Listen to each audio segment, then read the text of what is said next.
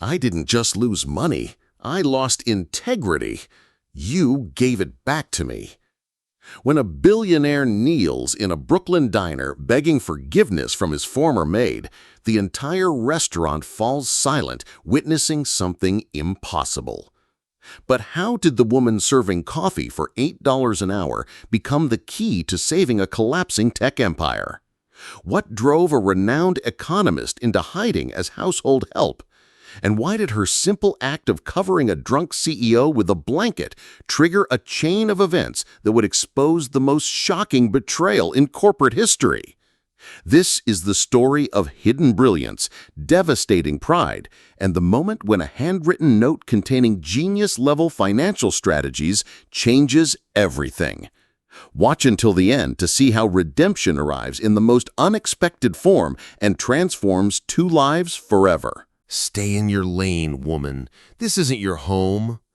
Those 7 words, dripping with contempt, would echo through the marble halls of a Manhattan penthouse before a billionaire's world came crashing down, saved only by the very person he'd dismissed as nothing more than hired help. What happened next would prove that sometimes the most powerful people in the room are the ones everyone refuses to see, and that kindness from unexpected places can rebuild empires that arrogance destroys. It was a Tuesday morning in Derrick Langston's 57th floor penthouse office, where floor-to-ceiling windows overlooked Central Park, like a throne room surveying a kingdom. At 28, Derrick had built a tech empire that made him one of Forbes' youngest billionaires, but success had carved away every trace of humanity from his soul, leaving behind a man who measured worth purely in net values and stock prices. He moved through his world like a shark through water, predatory, efficient, and utterly convinced that everyone around him existed solely for his benefit. Naomi Brooks had been cleaning his office for 3 months, moving through her duties with the quiet dignity of someone who had learned to make herself invisible in spaces that weren't designed for people who looked like her. At 44, she carried herself with a grace that expensive finishing schools couldn't teach, her movements deliberate and respectful as she dusted the imported Italian furniture that cost more than most people's annual salaries. Her black hair was pulled back in a neat bun beneath her crisp white cap, her maid's uniform pressed to perfection despite its simple design. The collision happened as these things often do, a moment of human clumsiness in a world that demanded mechanical precision. Naomi was reaching to dust the awards display case when Derrick burst through the office door, barking orders into his platinum-plated phone about quarterly projections and market volatility. Neither saw the other until Naomi's shoulder brushed against his expensive suit jacket, causing her to stumble slightly and drop her feather duster. The silence that followed was deafening. Derrick's conversation stopped mid-sentence as he stared down at the woman who had dared to occupy the same physical space as his presence. His pale blue eyes, the kind that graced magazine covers but had never learned warmth, narrowed with the particular brand of disgust that only comes from someone who views other humans as obstacles to their convenience. "Stay in your lane, woman. This isn't your home." The words weren't shouted. They were delivered with the surgical precision of someone who knew exactly how to cut deepest with the fewest syllables. The office had filled with his morning entourage, assistants, advisors, and various parasites who fed off proximity to power. They watched the scene unfold with the hungry anticipation of medieval courtiers witnessing a public execution, already composing the gossip they'd spread through Manhattan's elite circles. Sarah, his head assistant, actually smirked as she captured the moment on her phone, clearly planning to share it with the other staff who had grown to resent Naomi's quiet dignity in a workplace that celebrated cruelty as strength. But here's what none of them knew. What none of them could have imagined as they watched this middle-aged black woman in a maid's uniform bend to retrieve her duster with unshakable composure. Naomi Brooks had once sat in boardrooms just like this one, not as the help, but as the person everyone else turned to when their empires were crumbling. She had been the architect of financial miracles, the woman who could see solutions where others saw only problems, the economists whose strategies had saved more businesses than Derrick had ever built. But that was before grief had stripped away her public life, before tragedy had taught her that sometimes the greatest power comes not from commanding attention, but from moving through the world with quiet purpose, watching and learning, and waiting for the moment when broken people finally realize they need exactly what you have to offer. What happens next will leave you questioning everything you think you know about power, respect, and the dangerous game of judging people by the uniforms they wear instead of the wisdom they carry. If you believe that everyone deserves to be treated with basic human dignity, regardless of their job title, hit that like button right now. Tell me in the comments about a time when someone surprised you with their hidden depths. And don't forget to subscribe, because this story is about to reveal how one woman's quiet strength will transform a billionaire's life in ways that will restore your faith in human redemption. Right at that moment, as Naomi quietly retrieved her duster without a word of protest or defense, something shifted in the atmosphere that should have served as a warning to everyone in that room. But arrogance has a way of making people blind to the very signs that could save them from their own destruction, and what followed would prove that the cruelest people are often the ones drowning in their own emptiness. The humiliation from that morning was just the beginning. Over the following weeks, Derrick Langston seemed to take a perverse pleasure in treating Naomi like a piece of furniture, something functional but utterly beneath his notice. During his exclusive dinner parties with Manhattan's elite, he would snap his fingers at her without even looking up, as if summoning a dog. "You, clean up that spill," he'd bark, never bothering to learn her name despite seeing her face every single day. The worst incident happened during a high-stakes investor meeting in his penthouse. Venture capitalists and tech moguls sat around his imported mahogany table discussing deals worth hundreds of millions of dollars while Naomi quietly refilled their crystal water glasses.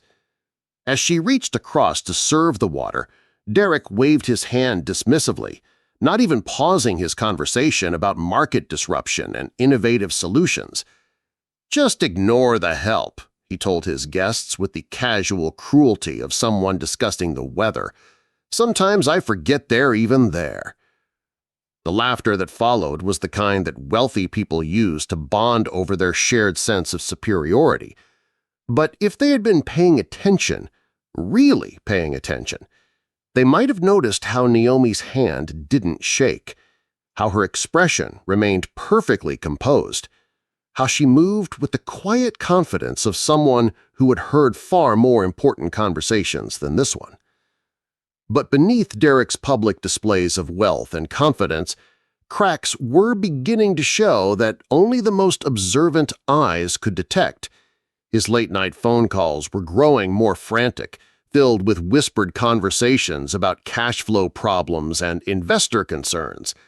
The tech empire that had made him famous was bleeding money faster than he could hide it, but his ego wouldn't allow him to show weakness to anyone in his circle of so-called friends and advisors. That's when Naomi began to see what others missed.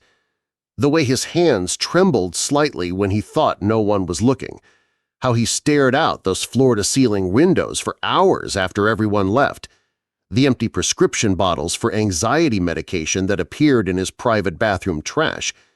This wasn't just arrogance anymore. This was a man drowning in his own success, surrounded by people who would abandon him the moment his fortune disappeared. Late one evening, as Naomi was finishing her duties in the kitchen, she overheard Derrick screaming at someone over the phone about quarterly projections and hostile takeover rumors. The conversation ended with the sound of his phone shattering against the wall, followed by a silence that felt heavier than any words. She found herself moving toward the kitchen where Marcus, the head chef, was preparing late-night coffee with the weary expression of someone who'd witnessed too many of these meltdowns. "Even kings crumble when no one feeds the soul," Naomi whispered softly, her words carrying the weight of someone who had seen empires rise and fall, who understood that all the money in the world couldn't fill the emptiness that comes from treating other people as disposable. Marcus looked at her with surprise. In all the months she'd worked there, he'd rarely heard her speak beyond polite greetings and work-related communication. But something in her tone, something in the quiet wisdom of those words, made him pause and really look at this woman who moved through their world like a ghost with a purpose. What none of them realized was that Naomi wasn't just observing Derrick's slow-motion collapse. She was studying it, understanding it, and preparing for the moment when a drowning man would finally be ready to accept help from the very person he'd spent months teaching himself to ignore. No one expected what happened that Friday night, because sometimes the most profound acts of humanity occur in the darkness when no witnesses exist to judge our motives or document our kindness. What Naomi discovered in Derrick's private study would reveal the broken man hiding behind the billionaire's mask, and her response would plant the first seed of transformation in soil that everyone assumed was too poisoned to grow anything beautiful. It was nearly midnight when Naomi made her final rounds through the penthouse, her soft-soled shoes silent against the Italian marble floors. The dinner party had ended hours earlier, leaving behind the usual debris of wealth: crystal glasses with lipstick stains, imported cigars stubbed out in crystal ashtrays, and the lingering scent of expensive cologne mixed with the bitter aroma of business deals gone wrong. She had planned to finish quickly and catch the last subway home to her modest Brooklyn apartment. But as she approached Derrick's private study, she heard something that made her pause: the sound of quiet sobbing, raw and broken in a way that cut through every barrier of class and race and circumstance. The door was slightly ajar, and through the gap she could see Derrick slumped over his massive oak desk, an empty bottle of 25-year-old Macallan whiskey beside him like a faithful companion in his misery. Financial documents were scattered around him like the remnants of a paper hurricane, and his laptop screen glowed with what appeared to be resignation letters he'd been drafting, but couldn't bring himself to send. For a moment, Naomi stood frozen in the doorway, watching this powerful man reduced to his most human elements: fear, exhaustion, and the terrible loneliness that comes from building walls so high that no genuine connection can scale them. This was the same person who had humiliated her in front of his staff, who had treated her like invisible furniture, who had never once bothered to learn her name despite seeing her face every day for months. Any reasonable person would have walked away. Any person with a normal sense of self-preservation would have left this man to face his demons alone, especially after the way he'd treated her. But Naomi Brooks had learned something through her own journey from success to invisibility: that our greatest moments of grace often come not when we're being watched and applauded, but when we choose compassion in the darkness where only our own conscience bears witness. She moved into the room with the quiet deliberation of someone who'd made a decision that transcended logic. Derrick was unconscious now, his head resting on documents that represented the collapse of everything he'd built, his expensive suit wrinkled and stained with whiskey and tears. Gently, as if she were caring for a child rather than a man who had shown her nothing but contempt, Naomi knelt and carefully removed his handmade Italian leather shoes. She found a cashmere throw draped over his reading chair and covered him with the tenderness of someone who understood that even the most broken people deserved basic human dignity. Then she did something that would haunt and heal him in equal measure. She pulled a small notepad from her uniform pocket and wrote in her careful, elegant handwriting, "Even the strongest fall, but you're not alone." She left the note where he would see it when he woke, then quietly slipped out of the study, closing the door behind her with the soft click of someone protecting a vulnerable moment. When Derrick woke 6 hours later with a pounding headache and the taste of regret in his mouth, the first thing he saw wasn't the financial disaster spread across his desk or the empty bottle that testified to his weakness. It was that simple note, written in handwriting he didn't recognize, offering comfort from someone whose identity remained a mystery. But it wasn't just the blanket he remembered as consciousness slowly returned. It was the peace. For the first time in months, he had slept without nightmares, without the crushing weight of impending failure pressing down on his chest like a stone. Someone had seen him at his lowest point and responded not with judgment or exploitation, but with the kind of quiet kindness that he had forgotten existed in his world of transactions and power plays. The question that would consume him for days wasn't just who had done this, but why anyone would show such grace to a man who had shown the world nothing but cruelty. But the tragedy had not stopped yet, because sometimes when you've built your entire identity on being untouchable, the universe has a way of stripping away every illusion until you're forced to confront who you really are beneath all the money and power. What happened next would shatter Derrick's world completely, but it would also reveal that salvation sometimes comes from the most unexpected places. The call came on a Wednesday morning, while Derrick was still trying to solve the mystery of his midnight guardian angel. He had spent days questioning his staff, searching security footage, and replaying that moment of inexplicable kindness in his mind like a man trying to decode a message from another world. But all those questions became irrelevant when his phone rang with news that would change everything. "Derrick, we have a problem." The voice belonged to his attorney, Michael Chen, and the strain in his tone immediately sent ice through Derrick's veins. James Morrison embezzled $12.8 million from the company accounts. We discovered it this morning when the FBI showed up with search warrants. James Morrison had been Derrick's chief financial officer for 3 years, a Harvard MBA with an impeccable resume and the kind of polished confidence that had made Derrick trust him with the financial backbone of his empire. Now that trust had become a weapon used to destroy everything Derrick had built. The next few hours unfolded like a nightmare in slow motion. FBI agents swarmed through his offices, seizing computers and documents, while his employees whispered and stared with the morbid fascination of people watching a public execution. The media arrived within hours, their cameras and microphones turning his personal catastrophe into entertainment for millions of viewers who would consume his downfall with their morning coffee. By afternoon, the full scope of the betrayal had become clear. Morrison hadn't just stolen money. He had systematically drained the company's operating capital, falsified quarterly reports, and set up a web of shell companies to hide his theft.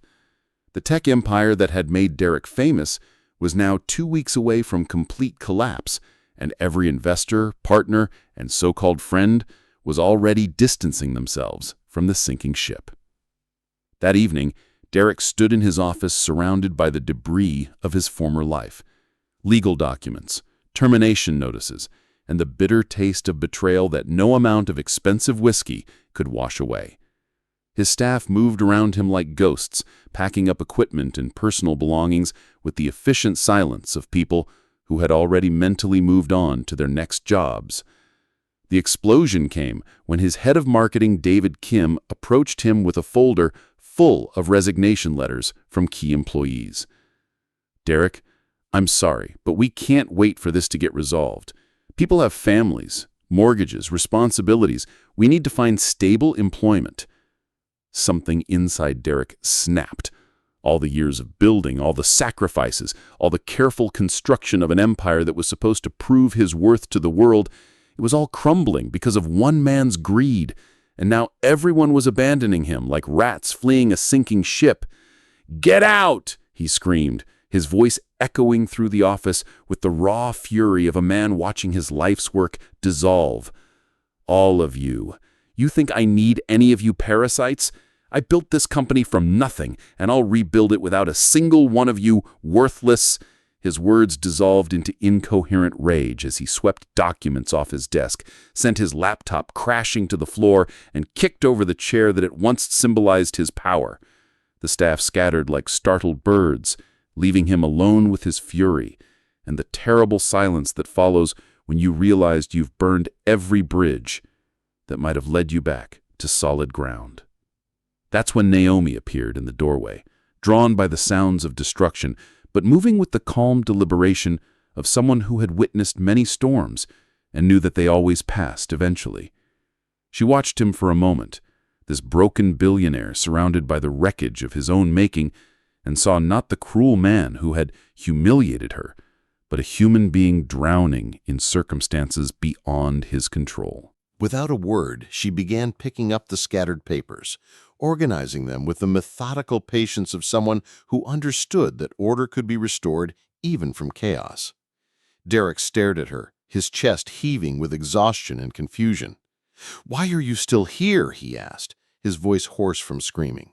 "Everyone else has already decided I'm finished." Naomi didn't answer immediately.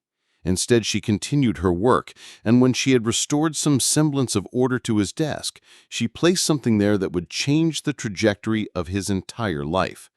A leather-bound notebook filled with pages of handwritten financial analysis, restructuring strategies, and detailed solutions that addressed every aspect of his current crisis. The calculations were brilliant. More than brilliant, they were the work of someone who understood not just numbers and markets, but the deeper psychology of business recovery and investor confidence.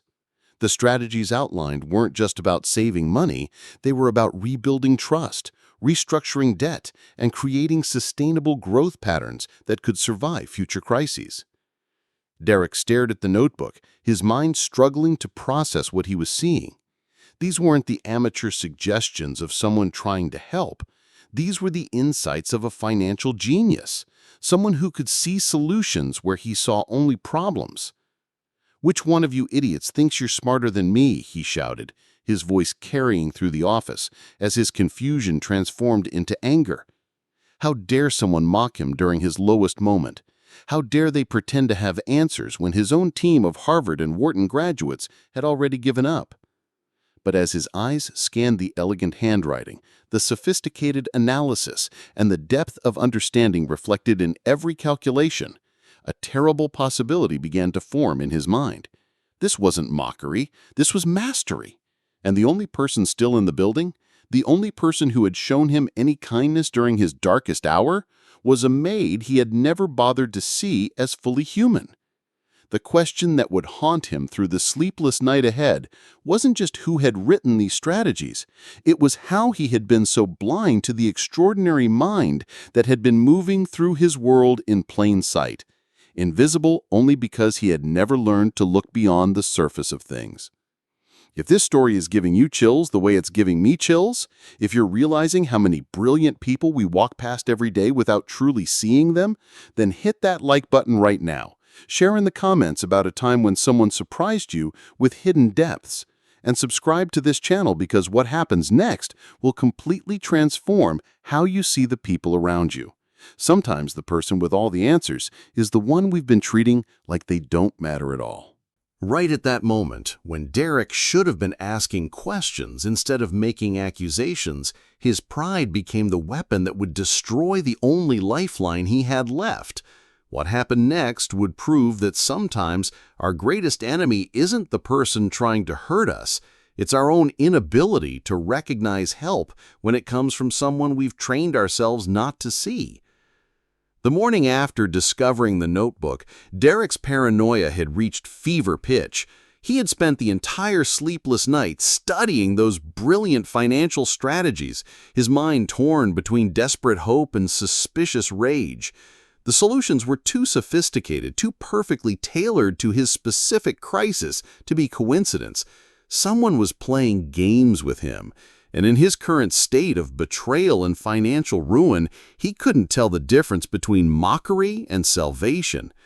By the time the sun rose over Manhattan, casting long shadows through his penthouse windows, Derrick had convinced himself that one of his staff members was deliberately humiliating him, probably planning to leak these suggestions to the business press as evidence of how desperate he'd become. The idea that genuine help might come from an unexpected source never crossed his mind, because his worldview had no room for such possibilities. Naomi arrived for work that Thursday morning with the same quiet dignity she brought to every day, her black hair neatly pinned beneath her white cap, her uniform pressed to perfection despite the early hour and long subway ride from Brooklyn.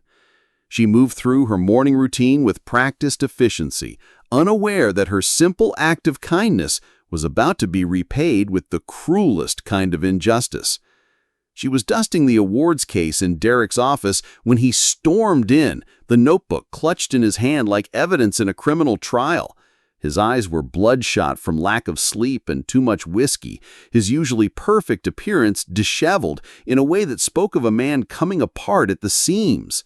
"Very clever," he said, his voice dripping with sarcasm and barely controlled fury.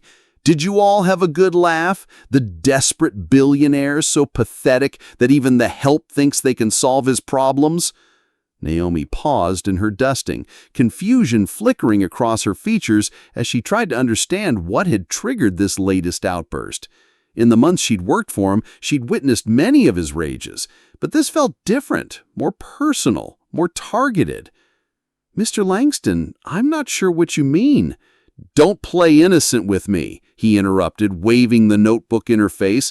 "I know one of you left this on my desk. Which one was it? Was it you, thinking you're so smart with your little suggestions and your mysterious notes?" The accusation hit like a physical blow. Naomi's hand tightened almost imperceptibly on her feather duster as she realized he had discovered her attempt to help and twisted it into something malicious. But her voice remained steady, her composure intact, even as her heart began to break for this man who was so damaged he couldn't recognize kindness when it was offered freely. "I don't know what notebook you're referring to, sir," she said quietly. And technically it was true. She had never intended for him to trace the financial strategies back to her. But Derrick was beyond reason now, beyond the ability to hear truth when it was spoken with such gentle dignity. His world was collapsing. His trusted CFO had betrayed him. His employees were abandoning him. And now he was convinced that even the maid was mocking his desperation.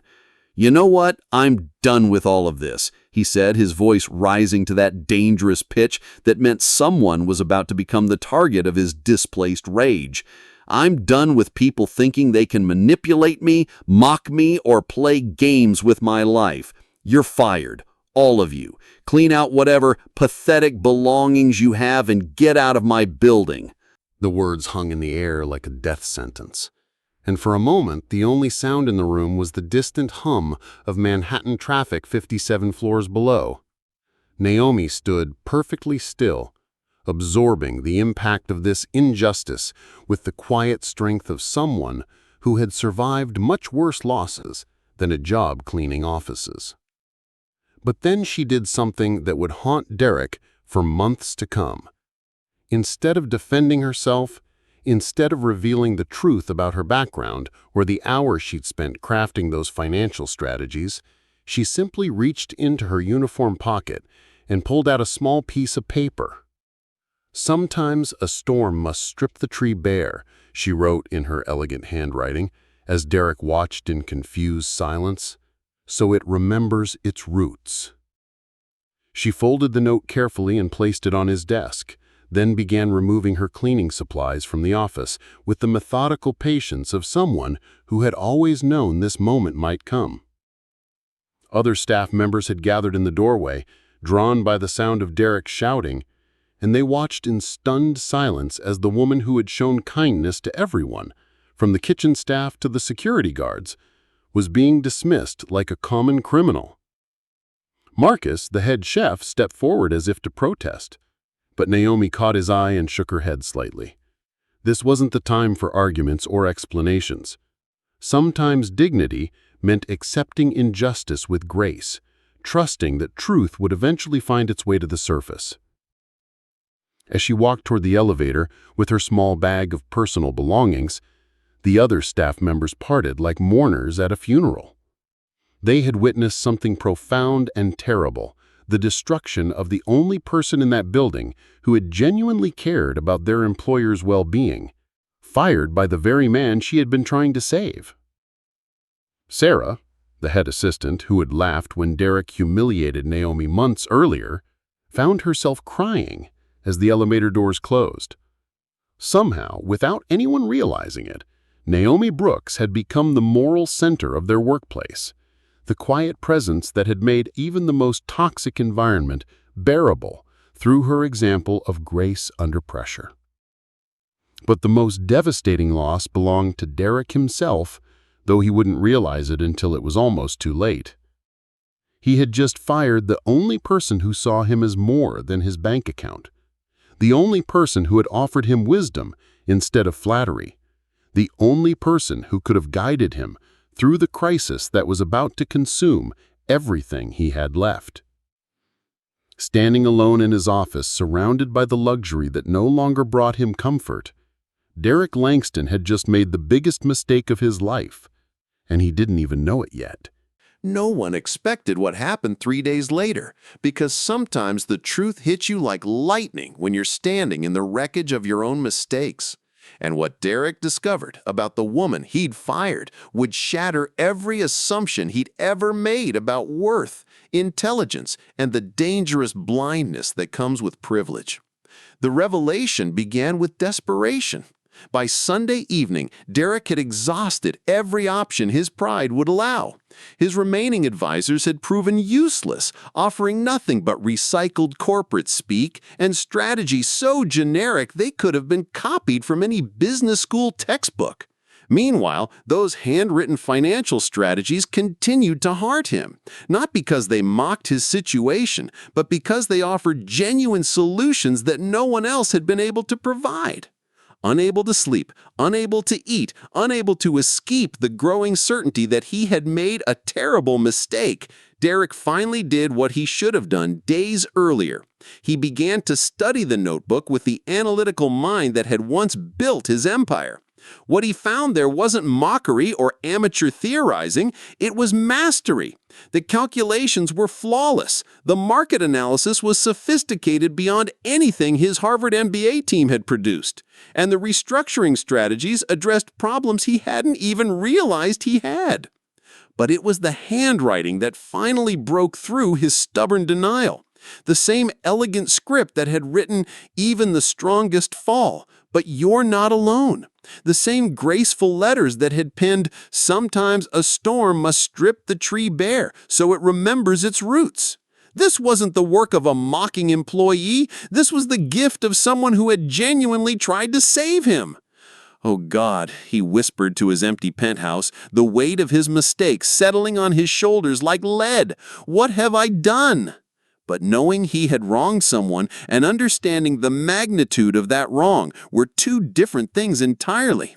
That's when Derrick did something he hadn't done in years. He began to investigate someone not for business purposes, but to understand the depth of his own blindness. The private investigator he hired was discreet and efficient, the kind of professional who specialized in uncovering the histories of people who preferred to remain invisible. What came back in the report 3 days later didn't just shock Derrick, it devastated him completely. Naomi Brooks hadn't always been a maid. 8 years ago, she was Dr. Naomi Brooks, one of the most respected economists on the East Coast, a woman whose insights had saved dozens of minority-owned businesses during the 2008 recession. She had co-founded the Brooks Washington Economic Development Initiative, a nonprofit organization that had become legendary in financial circles for its ability to transform failing businesses into thriving enterprises. The investigator's report included newspaper clippings from her glory days, photos of a confident, radiant woman in power suits addressing conferences of business leaders, being quoted in the Wall Street Journal about innovative approaches to economic recovery. This was the same woman who had cleaned his offices in silence, who had endured his contempt without a word of protest, who had tried to save his company with strategies that reflected decades of professional expertise. But the most heartbreaking part of the report was what had driven her into hiding. Her husband, Dr. Marcus Washington, had been her business partner and the love of her life. When he died suddenly of a heart attack at age 43, Naomi's world had collapsed. Unable to continue their work without him, grief-stricken and financially drained from medical bills, she had quietly disappeared from public life, taking whatever work she could find to survive. The woman Derrick had dismissed as the help had once sat across from CEOs and federal regulators, offering the same brilliant insights she had tried to share with him. The strategies in that notebook weren't lucky guesses or internet research. They were the product of a mind that had solved problems for companies 10 times the size of his failing empire.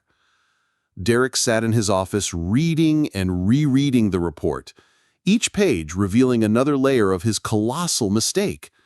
The photos of Naomi in her professional prime showed the same quiet dignity, the same intelligent eyes, the same graceful presence he had seen every day for months, but had never bothered to truly observe.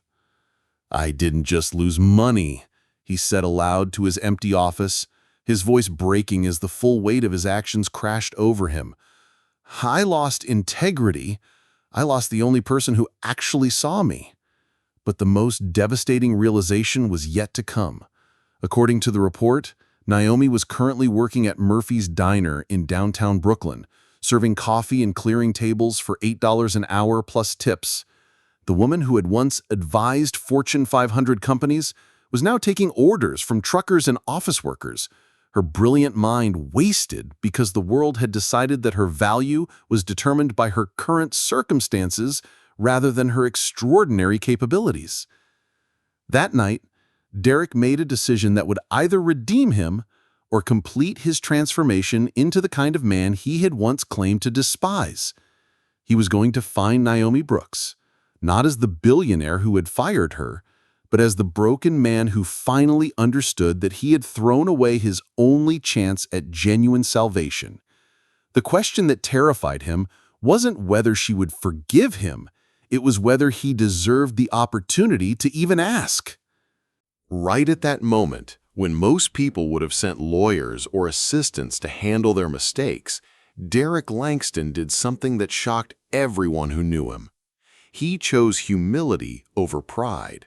And what happened next in that small Brooklyn diner would prove that true redemption requires the courage to kneel before the people you've wronged.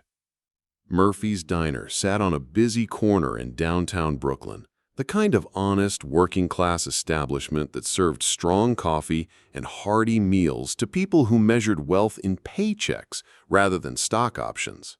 The red vinyl booths had seen decades of conversations. The black and white checkered floor bore the scuff marks of countless work boots, and the air carried the comfortable aroma of bacon grease and fresh brewed coffee that made everyone feel at home.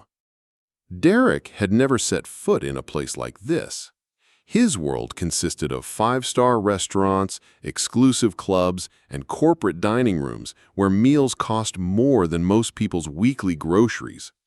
But as he pushed through the diner's glass door on that Tuesday morning, wearing jeans and a simple sweater instead of his usual $1,000 suits, he felt more nervous than he had during any business presentation or board meeting of his entire career.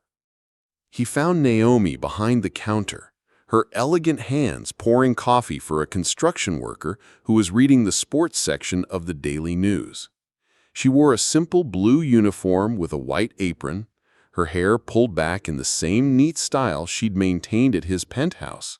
But something was different. Here, surrounded by people who treated her with basic human respect, she seemed more relaxed, more genuinely herself.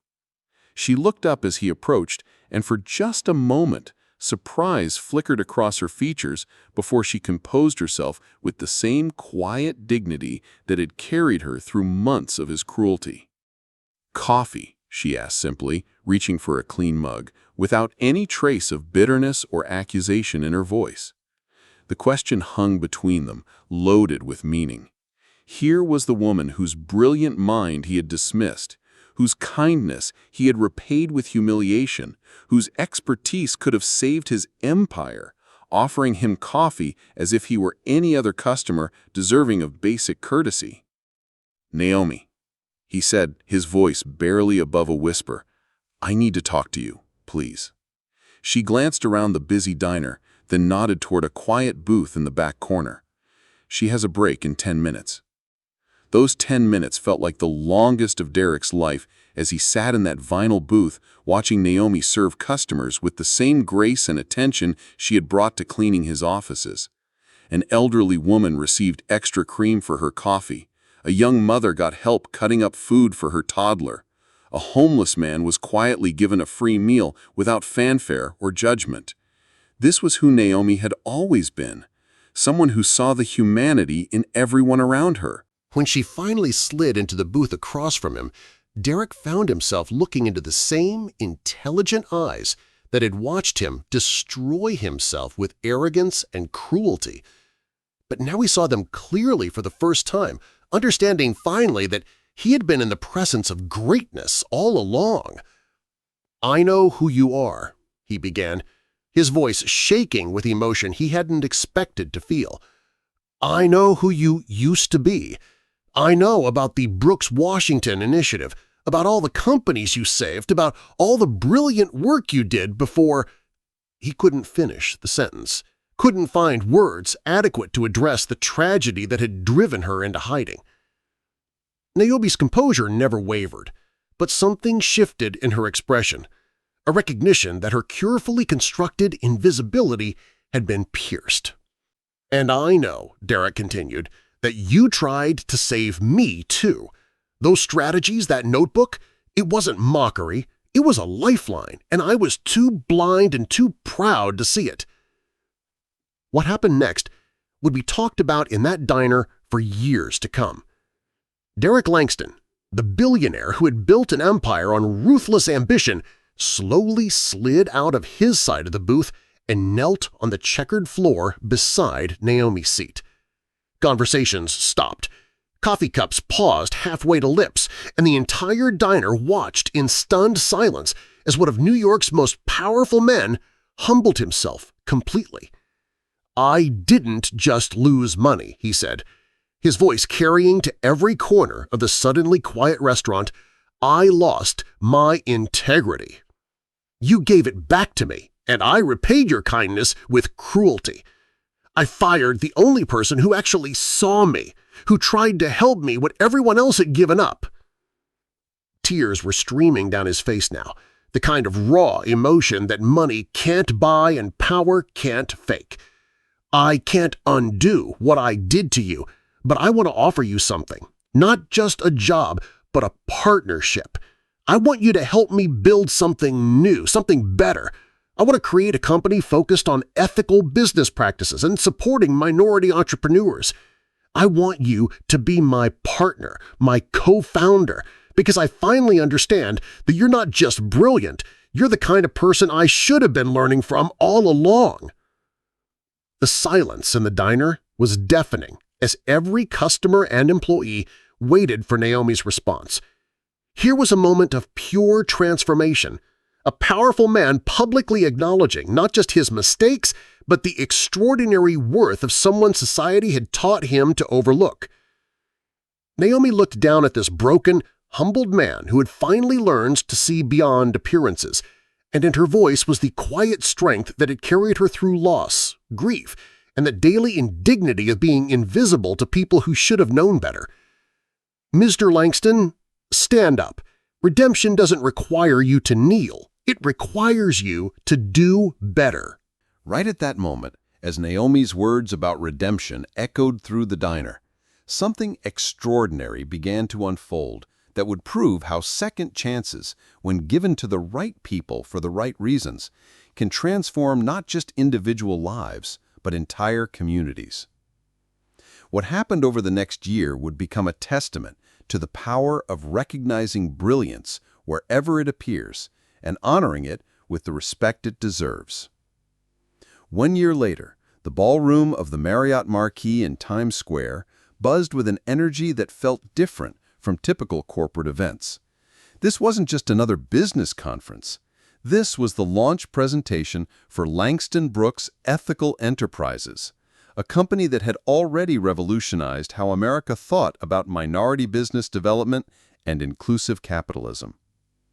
The audience was a fascinating mix of venture capitalists, community leaders, small business owners, and journalists, all drawn by stories of a partnership that had seemed impossible just 12 months earlier. At the center of it all stood Derrick Langston, but he looked nothing like the arrogant billionaire who had once measured worth purely in stock prices and market dominance. "Ladies and gentlemen," Derrick said into the microphone, his voice carrying the quiet confidence of someone who had learned the difference between power and leadership. "A year ago, I thought I knew what success looked like. I thought it was about building walls high enough to keep everyone else out, about surrounding myself with people who would tell me what I wanted to hear rather than what I needed to know." He paused, scanning the crowd until his eyes found the small group of former staff members from his old company, Marcus the chef, Sarah, his former assistant, even some of the security guards who had witnessed his transformation.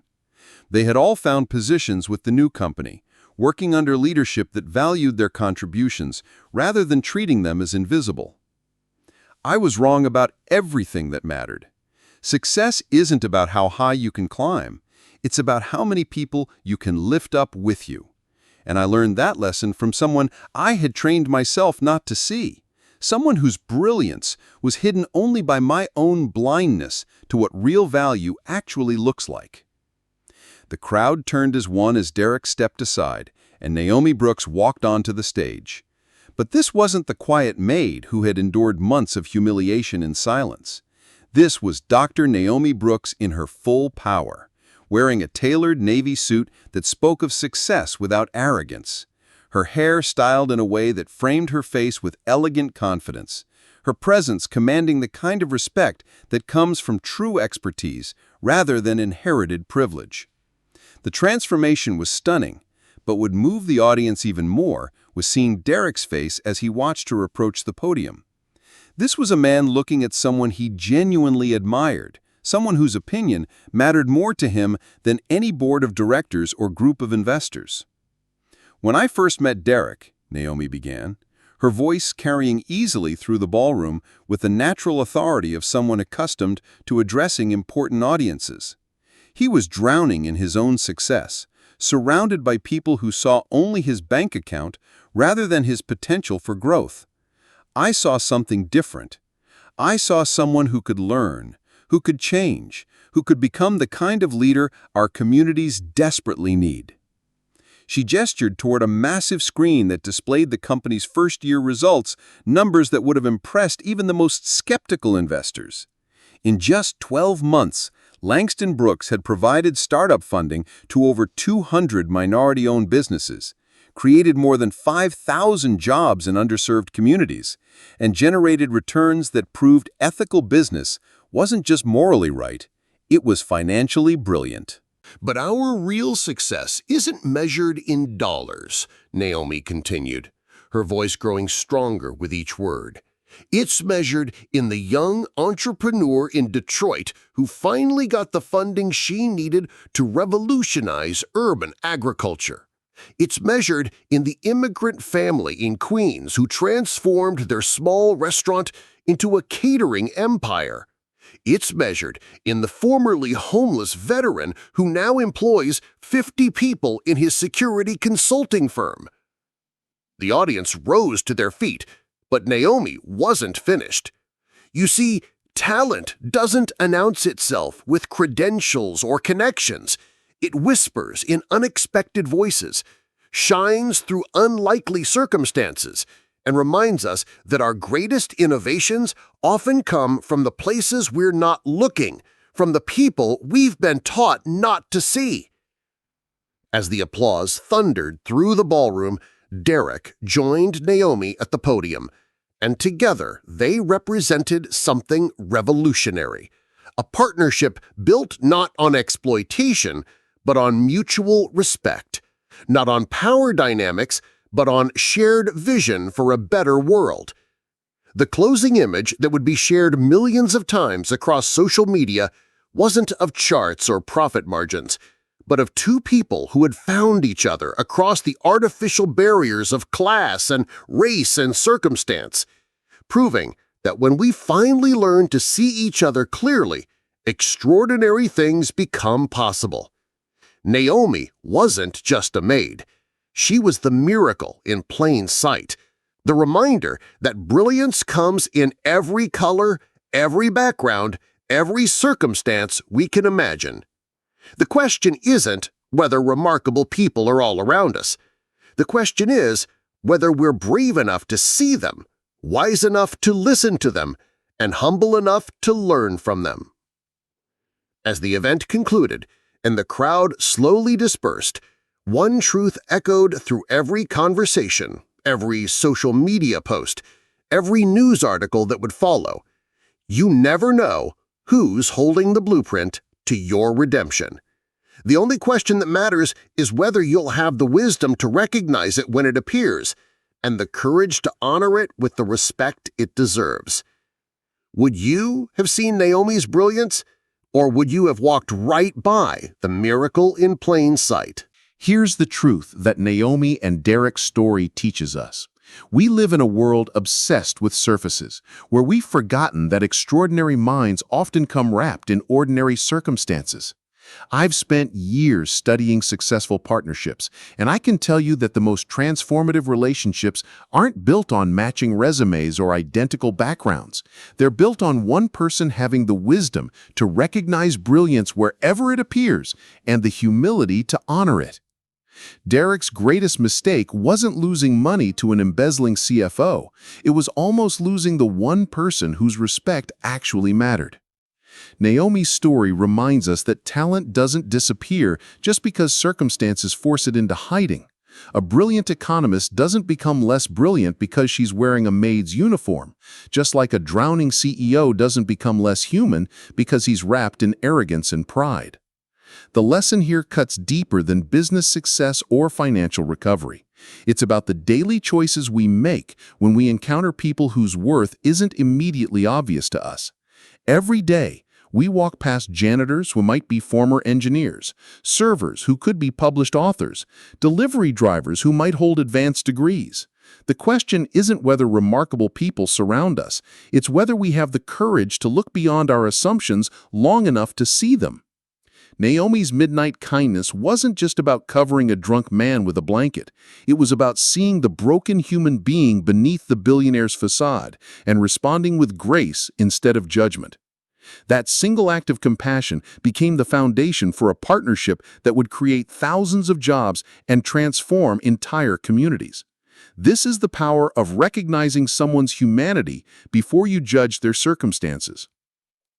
Derrick's transformation from entitled billionaire to humble partner proves that redemption is always possible, but only for those brave enough to acknowledge their blindness and wise enough to learn from the people they've wronged. His willingness to kneel in that diner wasn't about grand gestures. It was about finally understanding that true strength comes from lifting others up, not keeping them down. If this story made you think differently about the people you encounter every day, if it reminded you to look deeper than uniforms and job titles, then hit that like button right now. Share your own story of discovering hidden talent in unexpected places. I read every comment, and your experiences inspire the stories I choose to tell. And if you believe, like I do, that brilliance deserves recognition regardless of how it's packaged, subscribe to this channel for more stories that will challenge your assumptions and remind you that the most extraordinary people are often hiding in plain sight. Because somewhere out there, another Naomi is waiting for someone wise enough to see her worth.